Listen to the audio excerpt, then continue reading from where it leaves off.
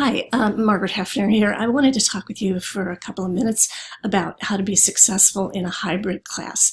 Some of you have had a hybrid with me by this time, and so you may know the ropes. I do suggest, though, that you watch this video through to the end because there's a short quiz that is required. And the reason I'm doing that is that I think students who haven't had a hybrid before or an online course can be kind of shocked at the amount of work and the rigor of deadlines that goes with a hybrid class. So here are some things. I've talked to other students, how do you succeed in a class like this? And the number one thing that they say, hands down, is organize your time. So it's a 2-hour course, semester-hour course, that we're going to stretch over 16 weeks. We will be meeting every other week for 100 minutes. Now, that may sound great, right? Lots of free time in there, but what is going to happen, I'm afraid, is you'll forget. You'll say, oh, I've got time to get that work done, or, it's not that much, I'll get it done on time. And then, here comes the deadline and you're not ready. So this requires a personal discipline that some students, it takes a little while to develop. But that is the number one thing for success in a hybrid course, organizing your time. So we'll be together 100 minutes every other week. That means you need to spend the other 100 minutes that you would normally be in a face-to-face class preparing your work, preparing your homework. Even though we'll only meet every other week, you will have assignments due in Canvas every week. Those are the basis of our class discussions, and so those need to be done ahead of time. I can't accept those late, and here's why. You can't be part of class discussion, and you're graded on class discussion if you don't have the assignments done. Furthermore, you can't turn in an assignment, discussion questions, if you've already heard the class discussion, right? That's not fair. It's an unfair advantage.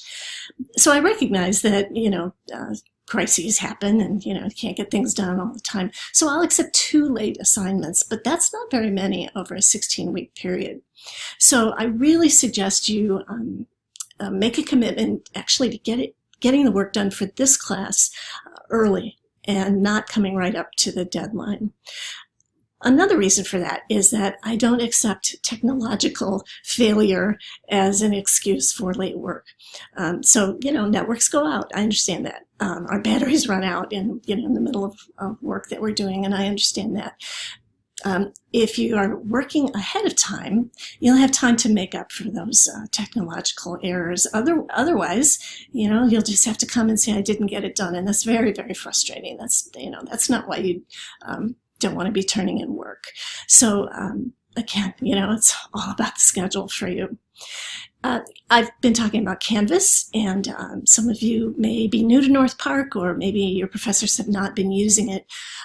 So if that's the case, please go to our Center for Online Education and complete the self-paced Canvas 101S course. It'll teach you everything, the basics that you need to know about getting through Canvas and, where you can go for help. I'm happy to help you as well. I certainly don't want you to be struggling in the class because you don't have the technology or you don't understand Canvas. So I think those are the major things that I wanted to talk to you about. It's not all that complicated, but once you get into a busy semester, it can be difficult.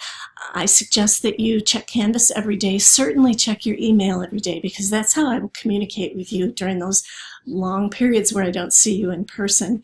I'll send an email. I will send an announcement about any sort of changes that might be coming up or anything that I need to tell you. So check your email and check Canvas regularly. Hey, what's coming up? What do I have to get done? There will be assignments, there will be quizzes.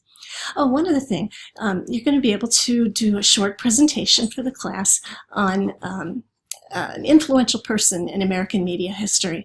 So that will be kind of exciting, or, interesting anyway for us. And those are the things that will comprise your grade. But again, it's essential that you organize things and get things done on time and have that discipline. So that's it, I think. Please watch the other introductory video that I've done so you'll learn a little bit more about what we'll do, the content of the class, and a little bit more about me. Please, now that you've watched this video, go to Canvas in the introductory